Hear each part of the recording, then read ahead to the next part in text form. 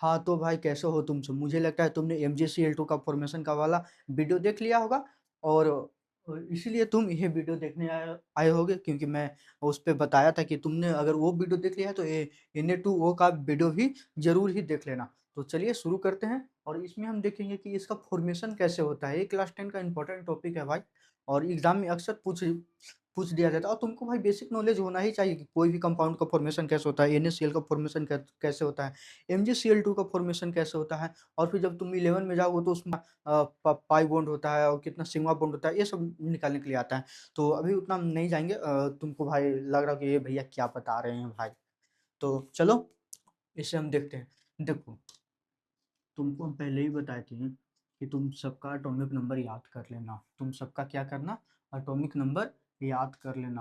अब हमको एक बात बताओ कि सोडियम का एटॉमिक एटॉमिक नंबर कितना होता है? सोडियम का एटॉमिक नंबर होता है 11 और ऑक्सीजन का एटॉमिक नंबर होता है कितना? 8। एटॉमिक नंबर कितना होता है? 11। ऑक्सीजन का एटॉमिक नंबर होता है 8। तो कोई-कोई क्या जानता है क्या करता है? अच्छा, इसका एटॉमिक नंबर 8 है, मीन्स इसका लास्ट ऑर्बिट में 8 इलेक्ट्रॉन होगा, मीन्स ये स्टेबल है। भैया आप तो गलत पढ़ा रहे हैं। यही सोच रहा होगा ना तू? बट ऐसा नहीं है भाई। देखो, यहाँ पे कितना हो जाएगा लास्ट ऑर्बिट में? 2 इलेक्ट्रॉन। फिर इसका मतलब इलेक्ट्रॉन डिस्ट्रीब्यूशन कैसे होगा ये मैं बता रहा हूँ। फिर 8 इलेक्ट्रॉन कितना हो गया? 2 8 10 और फिर बचे कितना? 1।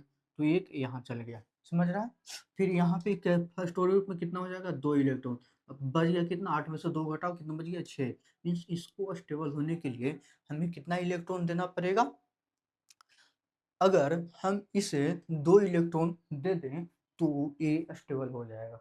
समझ रहा? मीन्स मेटल से नॉन मेटल में ट्रांसफर हो जाएगा कितना? 2 इलेक्ट्रॉन और उसी को तो हम इलेक्ट्रोवैलेंट कंपाउंड या आयोनिक कंपाउंड बोल रहे थे जिसमें मेटल अपना इलेक्ट्रॉन नॉन मेटल को ट्रांसफर कर देता है। समझ रहे? देखो, इसका लास्ट ऑर्बिट में कितना है? 1 और इसका लास्ट ऑर्बिट में कितना है? 6। तो इसका अब हम देख लेंगे इसका फॉर्मेशन इलेक्ट्रॉन डिस्ट्रीब्यूशन कैसे होता है डॉट एंड क्रॉस के प्रोडक्ट में। देखो, अब एन कितना है? 2 है तो हम Na कितना बनाएंगे? 2 बनाएंगे। समझ रहा है? Na कितना है? 2 है तो Na कितना बनाएंगे? 2। और सबका लास्ट ऑर्बिट में कितना इलेक्ट्रॉन है? 1 इलेक्ट्रॉन है तो इसका सबका लास्ट ऑर्बिट में हम 1 इलेक्ट्रॉन दे देंगे। भाई एक सेकंड दूसरा क्लास कर देता हूँ। भाई तुम अकेले ही रहो, ठीक? इसका लास्ट ऑर्बिट में कितना इलेक्ट्रॉन है? 1 इलेक्ट्रॉन है। और इसके बाद ऑक्सीजन है। ऑक्सीजन का लास्ट लास्ट ऑर्बिट में कितना इलेक्ट्रॉन है? ऑक्सीजन का ऑक्सीजन का लास्ट ऑर्बिट में कितना इलेक्ट्रॉन है?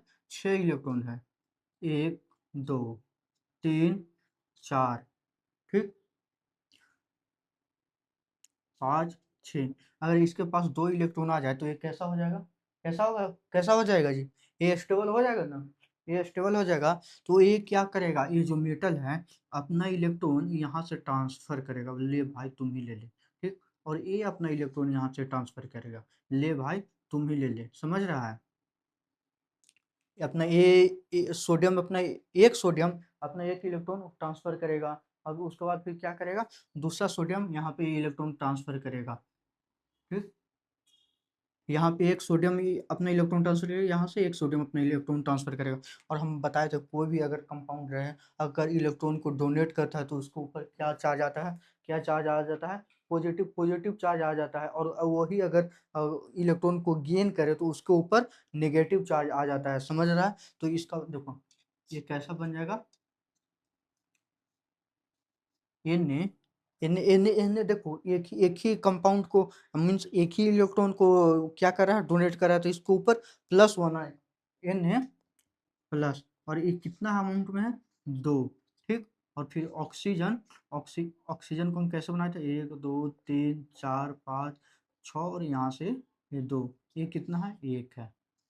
समझ रहे ना? तो माइनस का 2 हो जाएगा। समझ रहे? 2 माइनस। अब समझ में आ गया कि इसका फॉर्मेशन कैसे होता है? समझ में आ गया? Na2 का फॉर्मेशन कैसे होता है? Na2O इसका फॉर्मेशन कैसे होता है? समझ में आ गया?